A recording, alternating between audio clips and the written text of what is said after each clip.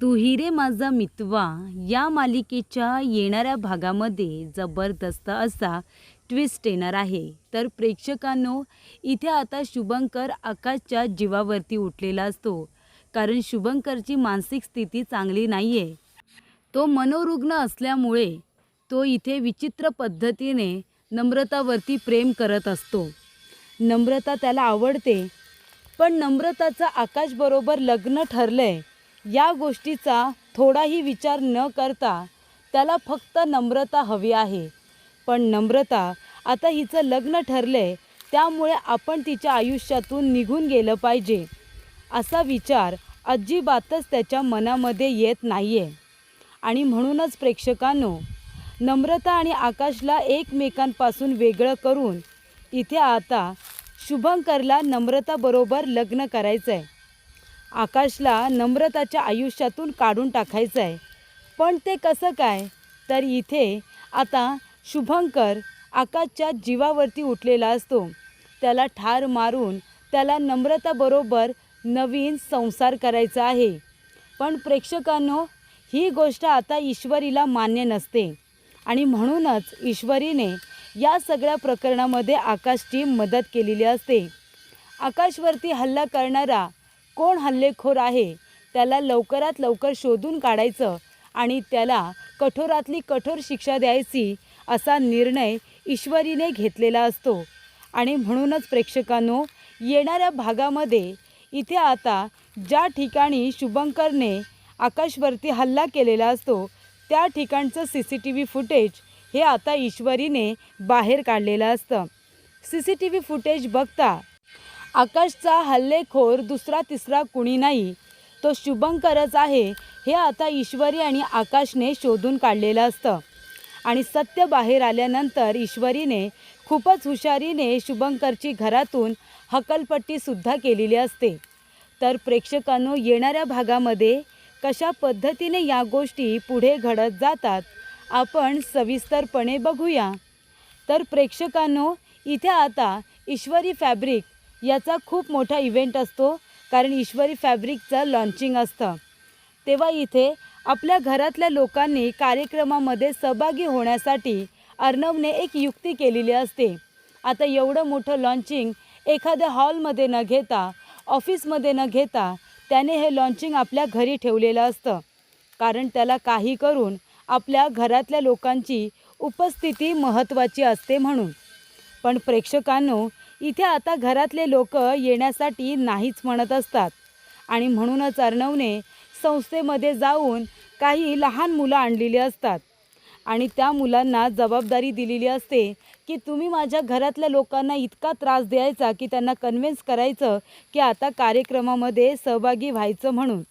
आणि तेव्हा प्रेक्षकांनो, ईश्वरीने सुद्धा अर्णवला सांगितलेलं असतं की जर माझ्या घरातले लोक सामील झाले नाही तर मी सुद्धा या कार्यक्रमामध्ये सहभागी होणार नाही. तेव्हा इथे ईश्वरीसाठी का होईना, पण अर्णवने आता घरातल्या लोकांना इथे सहभागी करून घेण्याचा निर्णय घेतलेला असतो. आणि म्हणून ती संस्थेतली मुलं आता बोलावलेली असतात. अर्णवने त्यांना सांगितलेलं असतं की तुम्हाला हवा तेवढा खाऊ, कपडे, खेळणी, लाडू सगळं काही देणार. फक्त माझ्या घरातल्या सर्व लोकांना कन्व्हिन्स करून त्यांना इव्हेंटमध्ये घेऊन यायचं. ती जबाबदारी मुलं आता व्यवस्थित पार पाडतात आणि इथे सर्व लोकांना घेऊन सुद्धा येतात. आणि तेव्हा इथे लहान मुलं म्हणतात की चला ना तुम्ही इव्हेंटमध्ये, काय झालं आलं तर ईश्वरीताई किती चांगली आहे आणि तिच्या नावाने जर काहीतरी सुरू होतं आहे तर तुम्ही घरातली माणसं असून का तुम्ही येत नाही? आम्ही बाहेरच्या असूनसुद्धा ईश्वरीताईने आम्हाला किती प्रेम दिलं, आम्हाला खाऊ दिले, आम्हाला लाडू दिले. आतासुद्धा आम्हाला तिच्या हातचे लाडू खायला मिळणार आहेत आणि तुम्ही जर नाही आलात तर आम्हाला लाडू मिळणार नाही. आम्हाला लाडू खाता यावे म्हणून तरी बाहेर चला. तेव्हा आजी म्हणते, बास झाला आता, आपण सगळेजण बाहेर जाऊया. ही मुलं मागापासून आपल्याला कन्व्हिन्स करतायत, त्यामुळे आपण ह्या मुलांचं ऐकलं पाहिजे. आणि तेव्हाच इथे आता वल्लरी, त्याचबरोबर इथे अंजली आणि अंजलीने कणूलासुद्धा घेतलेलं असतं. मामा आणि आजी सगळेच्या सगळेजण इव्हेंटमध्ये भाग घेतात. नाहीतर जे पत्रकार लोक आलेले असतात ते तर म्हणत असतात की ईश्वरी फॅब्रिक घरातलं इव्हेंट आहे आणि घरातले कुणी इथे आता सहभागी नाहीत. कुणीही उपस्थित नाहीत म्हणजे लोकांना इथे बोलायला आता चान्सच मिळाला असतो. पण प्रेक्षकांनो, अंजली आणि इथे मामा हे सगळेजण आता आल्यानंतर अर्णवला खूप आनंद झालेला असतो. तर आलेल्या लोकांची तोंडंसुद्धा बंद होतात. घरामध्ये काहीतरी इश्यू नक्कीच असेल, म्हणून तर ईश्वरी फॅब्रिकच्या इव्हेंटला घरातले कुणीही आले नाहीत अशी आता चर्चा सुरू झालेली असते. आणि एका बाजूला इथे आता आकाश नम्रता आणि सुप्रियाला आणायला गेलेला असतो. पण तेव्हा शुभंकरने आकाशवरती प्राणघातक हल्ला केलेला असतो. पण आकाशने इथे त्याला पकडल्यानंतर आजूबाजूचे लोक आकाशच्या मदतीला येतात आणि शुभंकर अर्धवटच त्याला तिथे ठेवून निघून गेलेला असतो. आणि त्यानंतर प्रेक्षकांनो, या सगळ्या गोष्टी घडत असतानाच इथे आता आकाशला सुप्रियाला घेऊन इव्हेंटमध्ये येता येत नाही. कारण का त्याच्या हाताला त्याच्या पायाला जोराने मार लागलेला असतो. आणि जर अशा अवस्थेमध्ये तो घरी आला तर संपूर्णपणे इव्हेंट डिस्टर्ब होऊन जाईल आणि मग अर्णवदादा टेन्शनमध्ये येईल. त्यापेक्षा मी घरी न जाता इथे आलो, मी बरं केलं ना. तेव्हा सुप्रिया म्हणते, आकाश तुम्ही बरंच केलं, बरं झालं तुम्ही इथे आलात. तेव्हा एक काम कर तू, आता नमू त्यांना इथे फर्स्ट एड बॉक्स आणते, त्यांना पट्टी वगैरे करून घे आणि आधी काहीतरी खायला दे आणि मेडिसिन दे की आपण डॉक्टरकडे जाऊया. आकाश म्हणतो, नाही नको, मला एक पेन किलर असेल तर द्या, मी गोळी घेऊन थोडा वेळ इथेच आराम करतो आणि मग मी इव्हेंट संपल्यानंतर घरी जाईन. सॉरी मी तुम्हाला घेऊन गेलो नाही यासाठी. तेव्हा आकाश वल्लरीला फोन करून सांगतो की मी खरं तर घरी येणार होतो, पण अचानकपणे इथे माझी तब्येत ठीक नाही आहे म्हणून मी नम्रताच्या इथे आराम करतो आहे, मला येता येणार नाही, पण तू कुणाला काही सांगू नकोस. तेव्हा प्रेक्षकांनो, वल्लरी टेन्शनमध्ये येते पण ती पुन्हा मनामध्ये म्हणते की ठीक आहे, आता इथे काही सुप्रिया आणि नम्रता येणार नाही त्यामुळे मी सुद्धा इव्हेंटमध्ये जाऊ शकते. एका अर्थाने बरंच झालं आकाश त्या सुप्रियाला घेऊन इथे येत नाही आहे.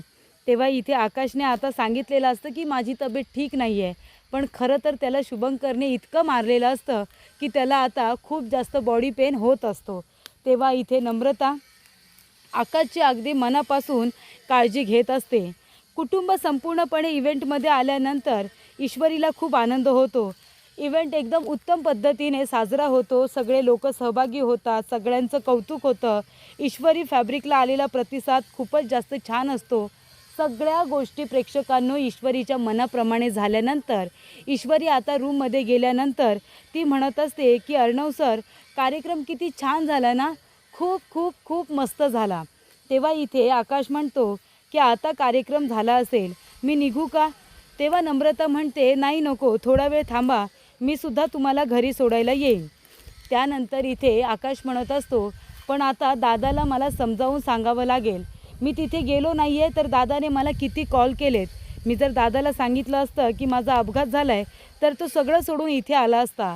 तेव्हा इथे सुप्रिया म्हणते, त्यांनासुद्धा काळजी वाटत असेल, तुम्ही थोड्या वेळानंतर दोघेजणं घरी जा. तेव्हा प्रेक्षकांनो, ईश्वरी म्हणत असते की अर्णव सर, सगळेजण इव्हेंटला आले, मला खरंच खूप आनंद झाला, आजचा कार्यक्रम इतका बढिया झाला ना, तुम्ही सगळं व्यवस्थित केलं. तेव्हा ती आता अर्णवच्या गालावरती पप्पी देते. तेव्हा अर्णवला खूपच जास्त आश्चर्य वाटतं. तेव्हा इथे ईश्वरीसुद्धा लाजायला लागते. तेव्हा प्रेक्षकांनो, ईश्वरी म्हणत असते, सॉरी सर. तेव्हा अर्णव म्हणतो, नाही ठीक आहे, आणि हे बनतंसुद्धा, कारण मी कामच एवढं चांगलं केलं आहे नाही का, मग आता तू माझ्या गालावरती पप्पी केलीस तर मी पण करू का. तेव्हा इथे ईश्वरी म्हणते, नाही नको, मला लाज वाटते. त्यानंतर प्रेक्षकांनो, दोघेजण आता एकमेकांकडे प्रेमाने बघत असताना ईश्वरी म्हणते, पण आई आणि नमुताई का नाही आले. अर्णव म्हणतो, आकाशला मी त्यांना आणायलाच पाठवलं होतं पण आकाशसुद्धा आला नाही. ईश्वरी म्हणते, घरी सगळं ठीक असेल ना, बाबा आई नमुताई सगळे ठीक असतील ना. तेव्हा ती आता फोन करते. तेव्हा इथे घडलेला संपूर्ण प्रकार ईश्वरीला नम्रताने सांगितलेला असतो. तेव्हा इथे ईश्वरी म्हणते, भाऊजी ठीक आहेत ना, त्यांना लवकर घरी घेऊन ये, नाहीतर आम्हीच तिथे येतो. तेव्हा अर्णव आणि ईश्वरी दोघेजणं आता आकाशला घेण्यासाठी नम्रताच्या घरी जातात. तिथून आकाशला घेतात, आकाशला घेऊन आता हॉस्पिटलला जातात. तिथे गेल्यानंतर त्याचे आता सिटी स्कॅन वगैरे सगळं काही केलं जातं. बॉडी चेकअप केल्यानंतर अर्णव ईश्वरी आकाशला घेऊन घरी येतात. वल्लरीला जेव्हा कळतं की आकाशवरती कुणीतरी हल्ला केला, वल्लरी अख्खं घर डोक्यावरती घेते आणि म्हणते की बघितलंस, त्या भिकाड्या नम्रताला आणि त्या सुप्रियाला आणायला गेलास, तर तुझी काय अवस्था झाली तू बघितलंस ना. का तू माझं ऐकत नाही रे आकाश? काय गरज होती तुला जायची? तेव्हा आकाश म्हणतो, मामा गप्प बस. त्याच्यामध्ये त्या लोकांची काय चुकी आहे? उलट दिवसभर त्या दोघीजणी माझ्या इथे सेवेमध्ये लागले होते. कळते का तुला? काय करू आणि काय नको असं झालं होतं. तेव्हा प्रेक्षकांनो, इथे आता सगळ्या गोष्टी व्यवस्थित घडत असतात. त्यानंतर इथे आता आकाश म्हणत असतो की आई, तू विनाकारण इथे नम्रताला आणि सुप्रिया काकूंना काही बोलू नकोस हा. त्यांनी माझी अगदी मुलासारखी काळजी घेतली आणि नम्रताने सुद्धा माझी खूप काळजी घेतली. माझ्यामुळे त्यांना इव्हेंटमध्ये येता आलं नाही. कळतंय का तुला? आणि ज्याने कोणी माझ्यावरती हल्ला केला तो कोण होता त्यांना पण माहिती नाही आहे. तेव्हा त्यांच्यावरती विनाकारण आता आरोप करू नकोस. तेव्हा प्रेक्षकांनो, ईश्वरी म्हणते, भाऊजी चला तुम्ही काहीतरी खाऊन घ्या आणि आधी गोळ्या औषधं घ्या, तुम्हाला बरं वाटेल. तेव्हा इथे आकाशला आता ती जेवायला वगैरे वाढते. तेव्हा प्रेक्षकांनो, अर्णव आता त्याला काळजीपूर्वक विचारतो आणि तो आपल्या कामासाठी जातो. तेव्हा जेवत असताना इथे आता आकाश म्हणत असतो की ईश्वरी, मला तुला काहीतरी सांगायचं आहे, पण प्लीज तू माझ्या बोलण्याचा इथे चुकीचा अर्थ काढणार नाहीस ना, मला चुकीचं समजणार नाहीस ना. ईश्वरी म्हणते की आकाश भाऊजी बोला ना, काय बोलायचं आहे? तेव्हा इथे आता घडलेला प्रकार तो सांगतो की कशा पद्धतीने माझ्यावरती हल्ला झाला. आणि जेव्हा मी तुमच्या घरी गेलो होतो तेव्हा थोड्या वेळानंतर तिथे शुभंकर आला आणि शुभंकरने जो शर्ट घातला होता ना, तो शर्ट त्या मुलाने घातला होता ज्याने माझ्यावरती हल्ला केला, ज्याने मला मारण्याचा प्रयत्न केला. त्याने सुद्धा ब्लू कलरचा शर्ट घातला होता आणि शुभंकरने सुद्धा तीच हाईट होती, तीच पॅन्ट होती, अगदी तसाच. म्हणजे हा योगायोग तर नसू शकतो ना. आणि जेव्हा नम्रता माझी काळजी घेत होती ना, तेव्हा तो सतत मध्ये मध्ये करत होता. तो म्हणत होता की तू हाताला बर्फ लावू नकोस, तू इथे हात शेकू नको, तू त्याला भरवू नको, मी भरवतो. म्हणजे मला असं वाटत होतं की नम्रता आणि मला बघून एकत्र तो इन्सिक्युअर होतो का? हे बघ ईश्वरी, तू मला बहिणीसारखी आहेस म्हणून मी तुझ्याबरोबर माझ्या मनातलं सगळं काही शेअर केलं. पण मी खरंच सांगतो, शुभंकरचं वागणं मला अजिबात आवडलं नाही. प्रत्येक वेळेला मला आणि नम्रताला एकत्र बघून त्याच्या मनामध्ये नक्कीच काहीतरी सुरू होतं. तो जेलस होत होता असं मला सातत्याने वाटत होतं. तेव्हा इथे ईश्वरी म्हणते, आकाश भाऊजी, तसं असेल ना तर सत्य काय आहे ते आपण शोधून काढू. शुभंकर आल्यापासून तुमच्या दोघांमध्ये खूप जास्त भांडण सुरू आहे, ही गोष्ट माझ्यासुद्धा लक्षात आलेली आहे. आणि तेव्हा इथे ईश्वरी आता इथे आकाशला विचारते की तुमच्यावरती नेमका हल्ला कुठल्या ठिकाणी झाला.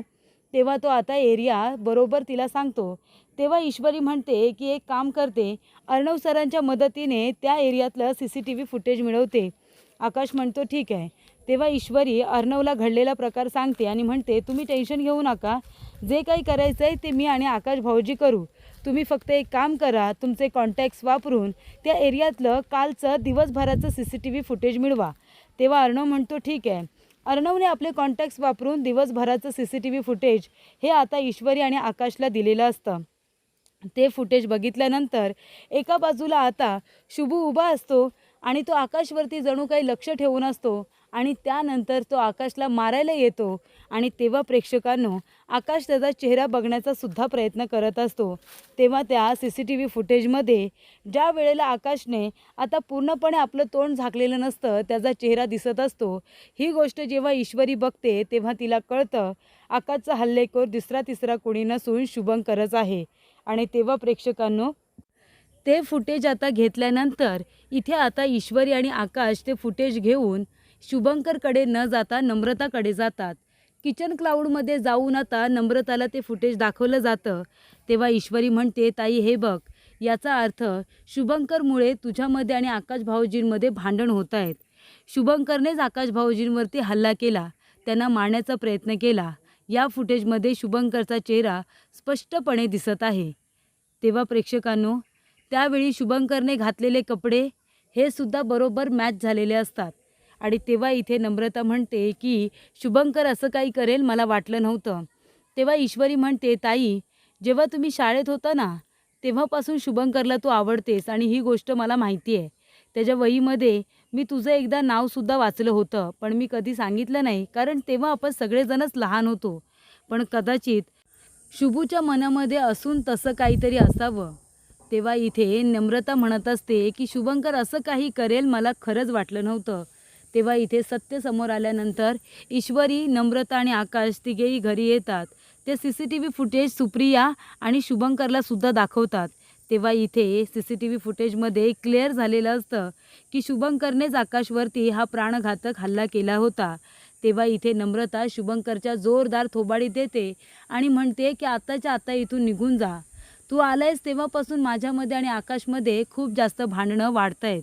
तुझ्या मनामध्ये काहीही असू दे, माझ्या मनात तसं काही नाही आहे. मला आकाशबरोबरच लग्न करायचं आहे, असं म्हणत इथे आता ईश्वरी आणि नम्रता दोघीजणी शुभंकरला घरातून जायला सांगतात आणि त्याची आता दुसऱ्या ठिकाणी राहण्याची आम्ही व्यवस्था करू असं म्हणत त्याला घरातून बाहेर काढतात.